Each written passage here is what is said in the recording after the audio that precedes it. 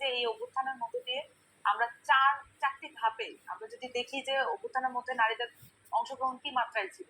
প্রথমত 14ই জুলাই বাংলাদেশে আওয়ামী লীগ তার ফ্যাসিস্ট কাঠামো প্রতিষ্ঠা করার জন্য যেই ন্যারেটিভ স্ট্যাবলিশ করেছিল সেই ন্যারেটিভকে ভেঙে হলের মেয়েরা বেরিয়ে এসেছিল। এটা ছিল তার প্রথম রাজনৈতিক স্ফুরণ। এইটার মাধ্যমে এই ন্যারেটিভকে ভাঙার মাধ্যমেই আসলে এই অভ্যুত্থান সংগঠিত হওয়ার মুখে এসে আমরা দাঁড়িয়েছিলাম। পরবর্তীতে আমরা যখন অভ্যুত্থান সংগঠিত হতে দেখি তখন আমরা নারীদেরকে দেখি একদম সম্মুখ যোদ্ধা হিসেবে, নট পিছনে কোনো ব্যাকগ্রাউন্ডে কোনো কিছুই না, একদম ফ্রন্টলাইন ওয়ারিয়ার হিসেবে। এবং তার পরবর্তীতে একই সাথে ওই অভ্যুত্থানের সময় আমরা কেয়ারার, প্রোভাইডার এবং শেল্টার গিভার হিসেবে আমরা তাদেরকে দেখেছি। এবং এখানে আমরা এখন পর্যন্ত 3টা ভাগ দেখলাম, কিন্তু অভ্যুত্থানের পরে অভূতপূর্ব ভাবে আমরা দেখেছি যে যেই নারীরা সম্মুখ ভাগে যোদ্ধা হিসেবে ছিলেন, কেয়ারার, প্রোভাইডার ছিলেন, তারা নিজস্ব ট্রমাটাইজিং যে জায়গাটা তার ছিল, আমরা সকলেই এক ধরনের ট্রমাটাইজিং জায়গায় ছিলাম। কিন্তু আমাদের বাংলাদেশের নারী শিক্ষার্থীরা এবং অনেক ক্ষেত্রে বয়স্ক এবং গৃহিণী নারীরা ঘর থেকে বেরিয়ে এসে তারা এই যে আহত এবং শহীদদের লিস্টটা করেছেন, আমি একটু শেষ করি খালেদ ভাই, তারা লিস্ট গুলো করেছেন এবং তাদের ট্রমাটাইজিং যে এক্সপিরিয়েন্স সেটাকে উতরে গিয়ে তারা এই লিস্ট গুলো করেছেন। তাদের সাহায্যেই বেসিক্যালি এখন যে রাষ্ট্রীয় পদক্ষেপে যে লিস্টটা করা হচ্ছে তাদের যে বেসিক স্ট্রাকচার ছিল সেটার উপরে দাঁড়িয়ে কিন্তু এটা করা হয়েছে। তো নারীদের এখানে অংশগ্রহণের, বাংলাদেশে এই যে নতুন যে পলিটিক্যাল পার্টি এসেছে এনসিপি, তারা বাংলাদেশের নারীদের এই অভ্যুত্থানের অংশগ্রহণ সেটা প্রত্যেকটি ডিটেইলিংকে আমরা এক্সপ্রেস করি এবং প্রত্যেকটি ডিটেইলিংকে আমরা অ্যাকনলেজ করি। এবং এই ডিটেইলিং এর মাধ্যমে আমরা বলি যে বাংলাদেশের নারীদের যেই পলিটিক্যাল এজেন্সি সেটা এই 4টি ভাগে আমরা যদি দেখি, ভবিষ্যতেও যখন নারীরা নেতৃত্বের জায়গায় আসবে এই 4টি জায়গায় তারা নিজেদেরকে প্রতিষ্ঠা করবে। আমি আরেকটু পরিষ্কার হওয়ার জন্য বলি যে আপনাদের দল কি মনে করে নারীদের কোনো একটা নির্দিষ্ট পোশাক তার জন্য বাধ্যতামূলক হওয়া উচিত বা পোশাকহীনতা বাধ্যতামূলক হওয়া উচিত? আপনি কি মনে করেন যে নারীদের তার নিজস্ব পোশাক, নিজস্ব আচরণ, উনি কোথায় কি খাবেন, কি পান করবেন সেটা স্বাধীনতা থাকা উচিত, না সেই স্বাধীনতাটা কোনো না কোনোভাবে লিমিটেড হওয়া উচিত?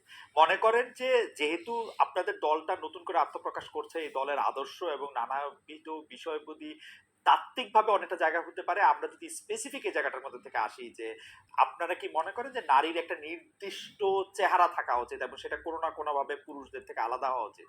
আপনারা কি মনে করেন?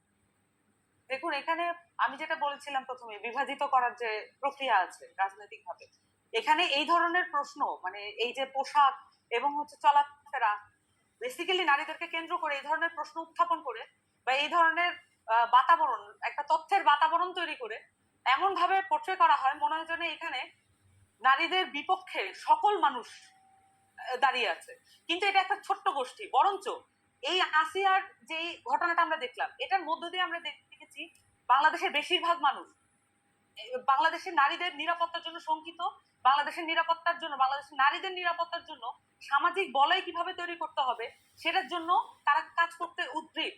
আমরা বারবারই এই জায়গাগুলো দেখি, কিন্তু এই জায়গাগুলো আমরা একনলেজ না করে আমরা বরঞ্চ যেটা দেখি যে যেভাবে আসলে বিভাজিত করা যাবে সেই বক্তব্যগুলো আমরা বারবার এখানে তুলে আনা হয় এবং তাতে সামান্তা, আমি আসলে বিভাজনের জায়গাটা যাইতেই চাচ্ছিলাম না।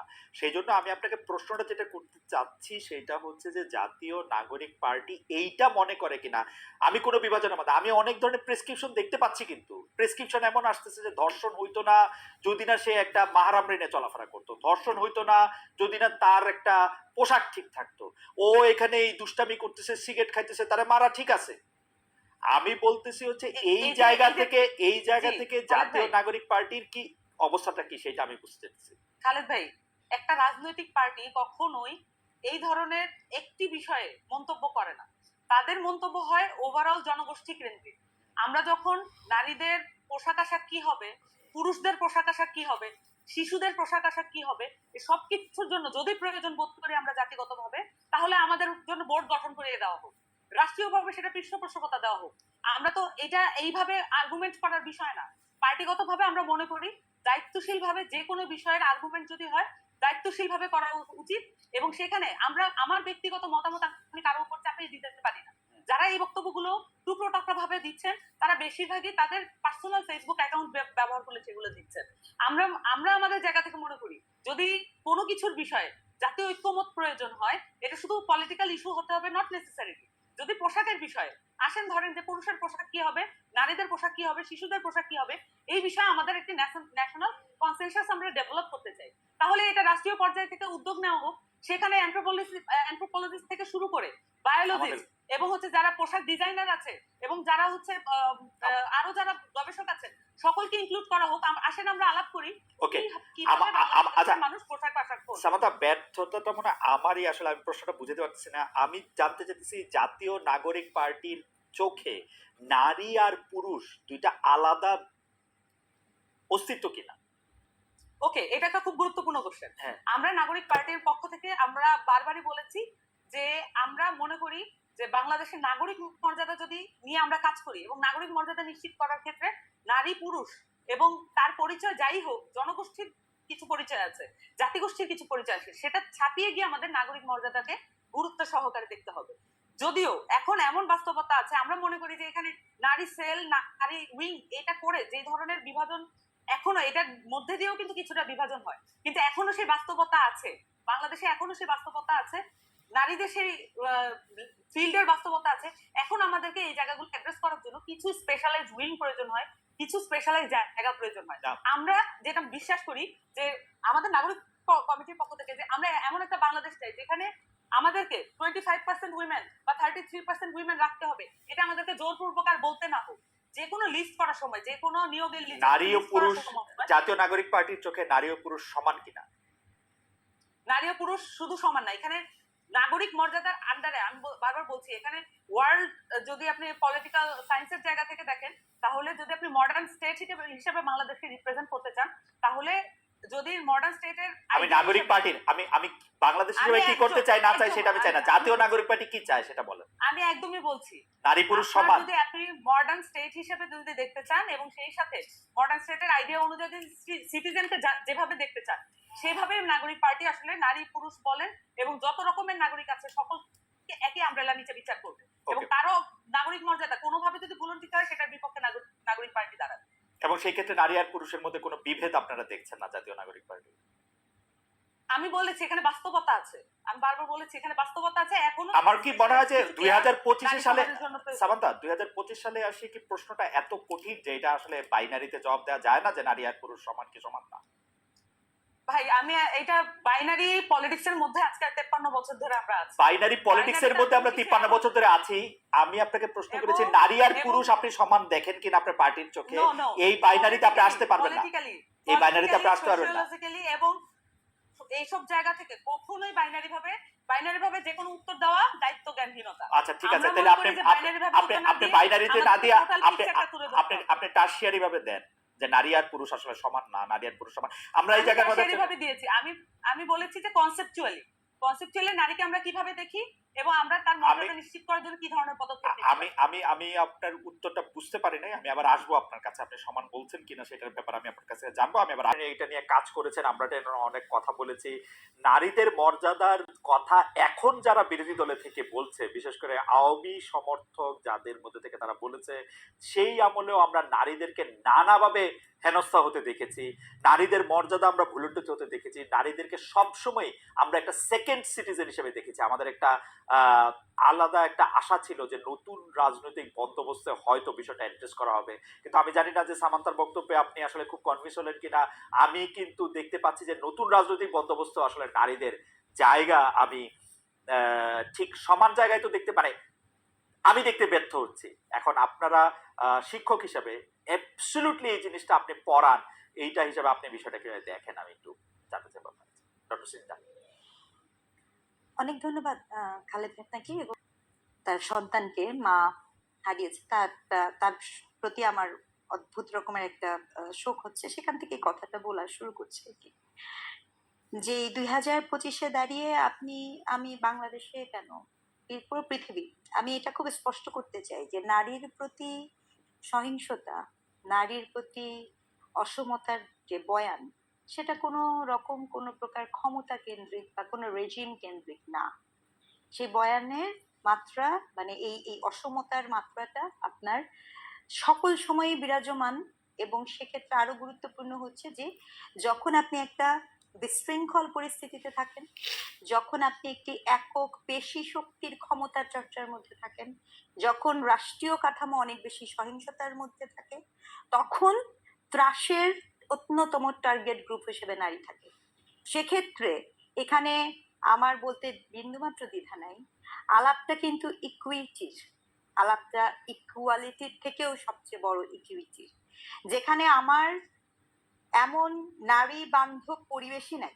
সেখানে আপনি প্রশ্ন করছিলেন সমান্ত দূরের কথা, কন্যা শিশু রক্ষার আন্দোলন হচ্ছে, সমান্ত দূরের কথা, যেখানে আমার আইন বিধি, আমার চিন্তা, আমার চেতনা কোনো জায়গাতেই আমি শতগুণ পিছিয়ে থাকি, সেখানে আসলে কোনো নয়া রাজনৈতিক বন্দোবস্তে এই কথা বলতে এত দ্বিধাগ্রস্ত হতে হবে, এটা আমার জন্য হতাশাজনক, একদম স্পষ্ট। না কিন্তু কারণ হচ্ছে ডক্টর সিংদা আমি আমি আমি একটু আপনাকে এই দিকটাও একটু দেখতে বলবো যে উনারা তো একটা পলিটিক্যাল পার্টি করবেন, উনাদেরও তো একটা বাস্তবতা আছে। বাংলাদেশের 90% মানুষ যদি মনে করেন পুরুষ নারী নির্বিশেষে যে পুরুষের একটা অবস্থান নারীর একটা আলাদা অবস্থান আছে, উনাদের পক্ষে তো এই উত্তর এই বাইনারিতে দেওয়া এত সহজও না। ওনারা আজকে বলবেন যে নারী পুরুষ সমান, তারা যা ইচ্ছা তাই করতে পারবে, এটা করে তো তাদের তো পলিটিক্সটা তো করতে হবে।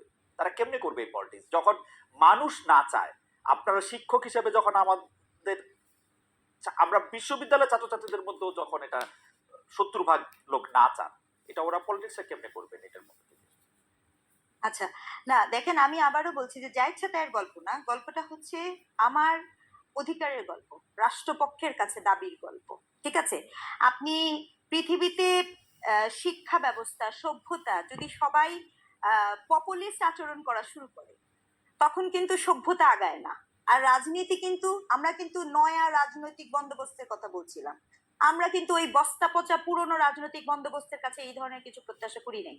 নয়া রাজনৈতিক যে বন্দোবস্ত, সেই বন্দোবস্ত হবার কথা ছিল বরঞ্চ এটা ন্যায্যতার হিস্যার, আর ন্যায্যতা হিস্যার কথাই আপনি বলতে পারেন না এখন পর্যন্ত এই বাংলাদেশে। কেন আমার, আপনি যে প্রশ্নটা করেছেন, এখানে শুধু আমি নাগরিক পার্টি কেন বলবো, কেন এই নয়া বন্দোবস্তের, এই ইন্টারিম গভর্নমেন্টের ক্ষেত্রে প্রতিটি রাজনৈতিক দল, প্রতিটি ধর্মভিত্তিক সংগঠন নারীর প্রতি তাদের দৃষ্টিভঙ্গি কি হবে সে বিষয়ে স্পষ্ট অবস্থান দেন না? আমরা এটা কেন জানতে পারবো না? একদম স্পষ্ট, আমি একদম স্পষ্ট করে জানতে চাই। আমাকে আমাকে একটা কথা বলতেই হবে, কি হেতু কারণে যে দেশে আপনি গণপ্রজাতন্ত্রী বাংলাদেশে আমি বসবাস করি, যে দেশের সকল আইন শৃঙ্খলা আপনি রাষ্ট্রায়ত্ত আইন শৃঙ্খলার অধীনে রাখেন, কেবল এবং কেবলমাত্র পারিবারিক আইনটাকে আপনি ধর্মভিত্তিক আইনের মধ্যে সীমায়িত রেখেছেন। আপনি এখন বলতে পারেন ব্রিটিশ কোর্টের কথা, কিন্তু আমি আপনাকে বলে দিই সেই 200 বছর পুরানো কোর্টের লয়ের কথা দিয়ে তো চলবে না। আপনাকে আমি এটাও বলতে চাই, শুধুমাত্র আপনার সংখ্যাগরিষ্ঠ শব্দটা ব্যবহার করছি, সংখ্যাগরিষ্ঠের পারিবারিক ধর্মীয় অনুভূতিতে আঘাত না আনার কারণে আপনি পারিবারিক আইন করে রেখেছেন, যার দায় বহন করতে হয় এদেশের সনাতন নারীদেরকে, এদেশের খ্রিস্টান নারীদেরকে, এদেশের বুদ্ধিস্ট নারীদেরকে। কি কারণে?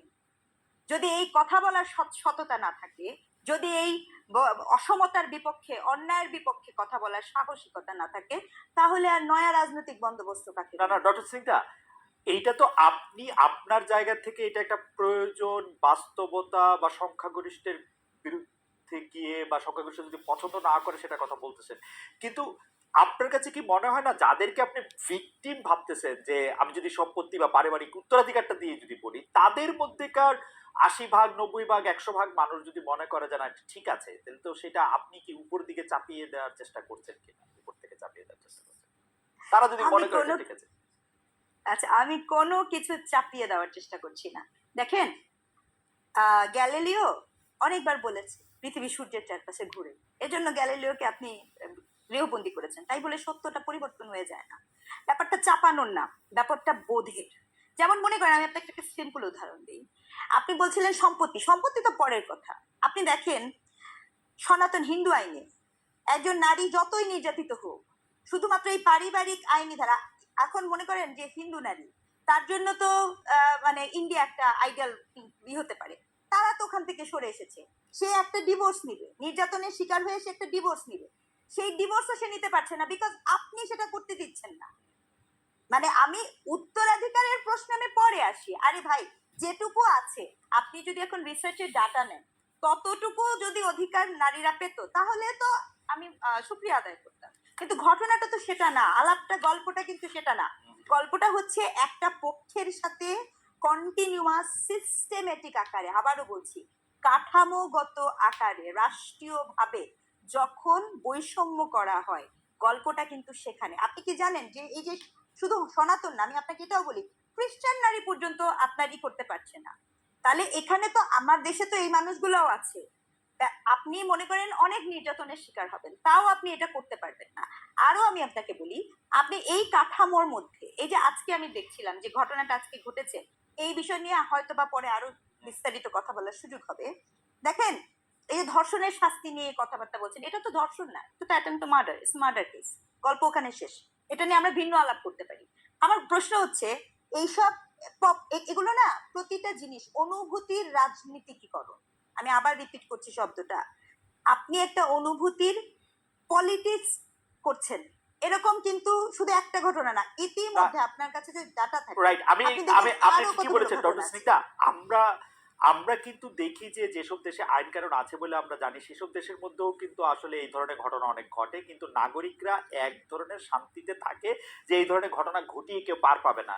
এরকম ঘটনা যাতে রোধ করা যায়, সেজন্য বাচ্চাদের প্রতি সহিংসতা যাতে দূর করা যায়, সেজন্য আসলে অনেক স্টিং অপারেশন হয়, তাদের অনেক শাস্তি হয়, তাদের আসলে যে একবার ধরা পড়ে সে সামাজিক এবং আইনগতভাবে খুবই অপাঙ্ক্তেয় লোকে পরিণত হয়, তার জন্য সারা জীবনের এটা।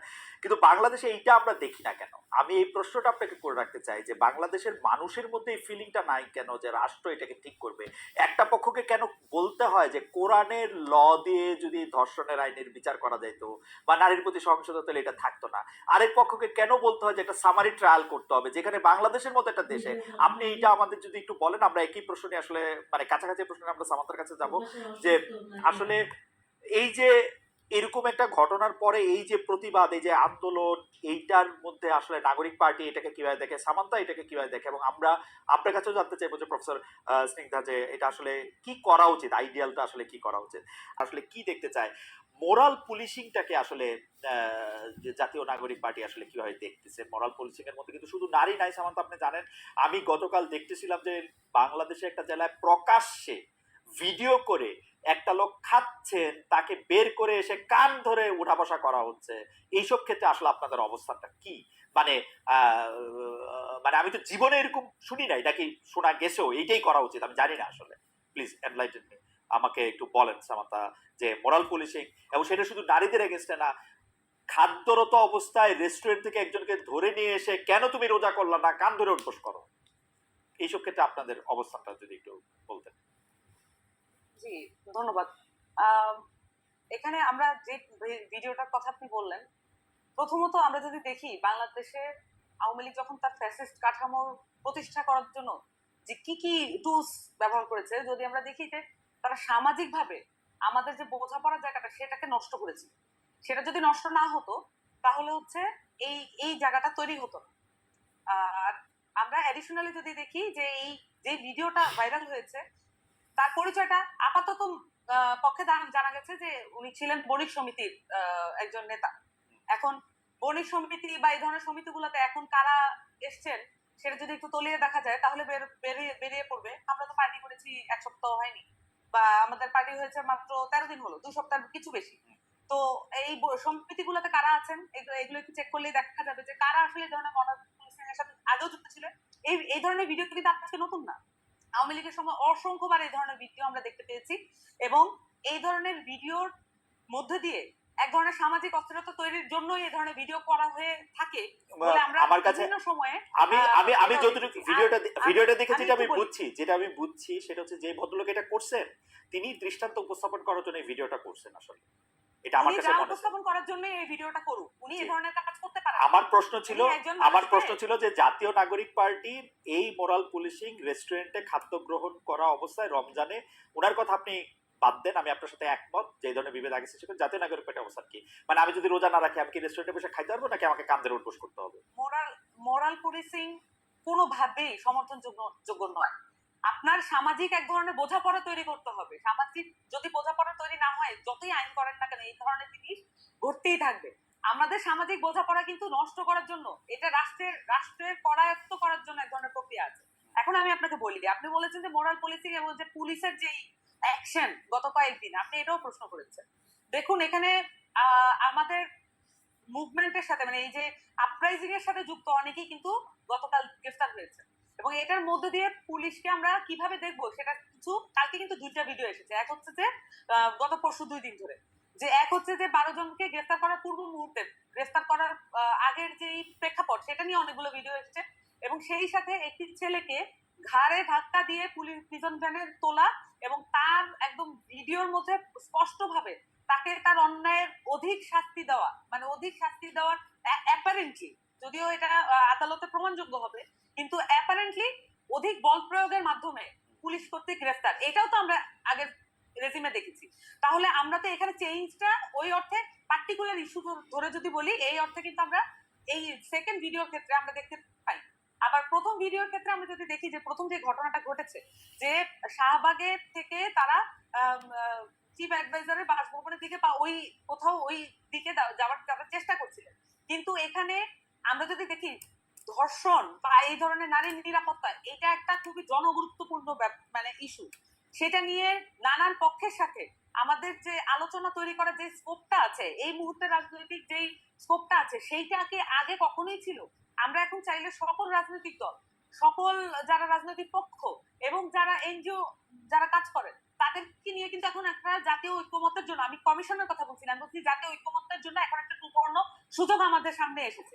আমরা এই সামান্তা আমি দুইটা বিষয় আপনাকে একটু আলাদা আলাদা প্রশ্ন করি। এক প্রশ্ন নাম্বার 1 হচ্ছে এই মোরাল পুলিশিং নিয়ে আসলে জাতীয় নাগরিক পার্টির কি অবস্থান, মানে আপনারা কি রমজানে মানে হোটেল রেস্টুরেন্ট সব বন্ধ রাখার পক্ষে, কেউ যদি খায় তাহলে সেইটার থেকে বের করে নিয়ে এসে কান ধরে উঠবোস করার পক্ষে?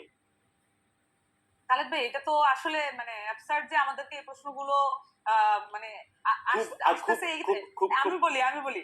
আমি বলি কেন অ্যাবসার্ড যে আসলে তাহলে পারসেপশনটা কি মানে পারসেপশনটা কি এরকম যে আমরা এই ধরনের বিষয়কে এন্ডোর্স করতে পারি এই সম্ভাবনা আছে এই কারণে প্রশ্নটা ক্লিয়ার করে নেওয়া না কারণ হচ্ছে যে আমরা একটা পরিষ্কার অবস্থান চাই। আপনার কোনো পারসেপশন থেকে না, পরিষ্কার অবস্থান হচ্ছে আপনি শুধু বলেন যে আপনারা এর বিপক্ষে, তাহলে আমি পরবর্তী প্রশ্নটা করতে পারি। না না বা আপনি যদি বলেন পক্ষে তাহলে আমি পরবর্তী প্রশ্নটা, তাই এই পারসেপশন কি হয়েছে জানেন আমি আপনাদের বলি, গত 53 বছর ধরে পারসেপশন কোনটা কার পক্ষে কখন রাখবো সেইটা হচ্ছে প্রফেসর সিং দা এটা ঠিকই বলেছেন, এটা এক ধরনের পপুলিজম দিয়ে ঠিক করা হয়েছে আগেকার রাজনৈতিক দলগুলা। আপনাদের অবস্থানটা সেই জন্য আপনারা আমাদের আশা, আপনারা আমাদের লাস্ট বেট যে আপনারা আসলে কোন জায়গার মধ্যে দাঁড়ায় আছেন। দেখেন আপনাদের একজন সমন্বয়কের বক্তব্য পড়ে আমরা একরকম বুঝি, আবার মাহফুজ সাহেব আরেকটা বক্তব্য দেন আমরা আরেক রকম বুঝি, আপনাদের একটা অবস্থান দেখে আমরা একরকম জানি। নাহিদ সাহেব উপদেষ্টা হিসাবে রিটায়ার করার আগে মানে কি বলে পদত্যাগ করার আগে তার সম্পত্তির হিসাব ঘোষণা করেন, অন্য উপদেষ্টারা কেন করেন না? নাহিদ সাহেবকে যখন একটা বিষয়ের মধ্যে অনেকগুলো বিষয় ঢুকে যায় অ্যাবসলিউটলি, সেই জন্য আমি বলতেছি যে পারসেপশন এখানে কোনো ব্যাপার না। আপনি আমাকে শুধু বলেন যে আপনাদের অবস্থা থেকে আপনারা কি চান যে রমজানে, যেমন এখানে আমরা জামাতে ইসলামীকে দেখছি যে ওরা স্পষ্ট বলছে যে রমজানের দোকানপাট এগুলি বন্ধ রাখতে হবে, কেউ দোকানপাট খোলা রাখতে হবে না। আমরা বলি আমরা আমাদের জায়গা থেকে যেটা আমরা মনে করি যে কোনো ধরনের মানে কোনো অন্যায়কারী ছাড়া কাউকে পুলিশি কায়দায় বা কোনো ধরনের তার বডিলি হার্ম করা এটা অত্যন্ত গর্হিত অপরাধ। এই ধরনের এটাকে যদি আমরা মরাল পুলিশিং বলি তাহলে এটা মরাল পুলিশিং এর বিরুদ্ধে আমরা আছি। সামান্তা আপনার বক্তব্য কি আপনি শুনতে পান? আপনি বলছেন অন্যায়কারী ছাড়া, তার মানে যে অন্যায়কারী তাকে আপনারা শাস্তি দিতে পারবেন? আমরা কোনো কিছুই শাস্তি দিতে তাহলে আপনি বলেন যে কাউকে, তাহলে আপনাকে বলেন যে কাউকে দেওয়া যাবে না। আমি বলছি ভাই শাস্তি দেওয়ার জন্য আছে আদালত। আমরা ট্যাক্স দিয়ে এই আদালত গুলোকে চালাই, আমরা কিন্তু এই আমাদের ট্যাক্সের পয়সা কিন্তু এই আদালত প্রাঙ্গণ গুলোতে আছে। তাহলে আমি কখনোই আমার ট্যাক্সের পয়সা কিন্তু ইনভ্যালিড হয়ে যাক সেটা আমি তো চাইবো না অ্যাজ এ সিটিজেন। তাহলে আমি চাইবো যে শাস্তি যেখানে হওয়ার সেখানেই হবে। তার মানে এখানে আইন শৃঙ্খলা বাহিনী আছে, আইন শৃঙ্খলা বাহিনীর কাজটা কি? যদি সব কাজ হচ্ছে যে কেউ একটা গ্রুপ গোষ্ঠী মিলে এই দায়িত্বগুলো হাতে তুলে নেয়, এটা কোনো জায়গা নাই। এখানে যেই বিষয়গুলো করা হচ্ছে এটা স্পষ্টভাবে এখানে বিভাজিত যেই শক্তিগুলো ছিল সেগুলোকে আবার চাঙ্গা করার জন্য যারা একত্রিত হয়েছিল অভ্যুত্থানের মধ্য দিয়ে তাদেরকে আবার বিভাজিত করার জন্য নানান ধরনের প্রক্রিয়া শুরু হয়েছে এবং পরিষ্কারভাবে এখানে সংস্কারের যে উদ্যোগ গ্রহণ করা হয়েছে, সংস্কারের যে সম্ভাবনা তৈরি করা হয়েছে সেইটাকে প্রশ্নবিদ্ধ করার জন্য এই ধরনের বিভাজিত যে কার্যক্রম সেটা পরিচালনা করা হচ্ছে। সামাদা আমি আপনার কাছে আবার আসবো, আমি শুধু প্রশ্নটা করি আবার, প্রশ্নটা হচ্ছে প্রতি বছর রমজান আসার আগেও পরে বিভিন্ন সামাজিক ধর্মীয় আদর্শিক ধর্মীয় গোষ্ঠী বিভিন্ন রকম অবস্থান নেয়। কেউ বলে যে এইবার রমজানে হোটেল রেস্টুরেন্ট আমাদের এলাকায় খোলা রাখা যাবে না, রমজানের পবিত্রতা বজায় রাখুন। জামাত ইসলামী একটা স্পষ্ট অবস্থান নিচ্ছে। আওয়ামী লীগ বিএনপি কিন্তু একটা মাঝামাঝি অবস্থান নেয় গত 53 বছর নিয়ে। এটা কিছু বলেও না, জিজ্ঞেস করলে আপনার মতো ঘুরায় পেঁচায় কি জানি একটা বলে, আমি অর্ধেক বুঝি না। এখন ঘটনা হইতেছে হচ্ছে যে এই জিজ্ঞেস করাটা কিন্তু আমি 27 বছর ধরে করে আসতেছি বলে আমি বলতেছি। আমার দুর্ভাগ্যজনক ভাবে আমি আপনাকে ওই প্রশ্ন করতেছি, হয় আপনাকে আমি বুঝাতে পারছি না যে এনসিপির আমি কোনো স্পষ্ট অবস্থা দেখতে পাচ্ছি না। এনসিপি কি বলতেছে যে রমজানে আসলে দোকানপাট বন্ধ রাখতে হবে? আপনাকেও যখন আমি আপনাকে কেন হচ্ছে আমি আপনাকে পলিটিক্যাল পার্টির কাছ থেকে আপনারা যেভাবে মানে আপনারটা বলতে আমি বলছি যে বেশিরভাগ লোকজন, আমি সাংবাদিকদের কথা বলছি না, সবাই আসলে যেভাবে প্রত্যেকটা ইস্যুতে হ্যাঁ বা না উত্তর আশা করেন, এভাবে একটা পলিটিক্যাল পার্টি আচ্ছা ঠিক আছে, আপনার অবস্থা পরিষ্কার। পার্টির বক্তব্য সমূহ একটু ভেগই থাকে, একটু ভেগই থাকে। আমরা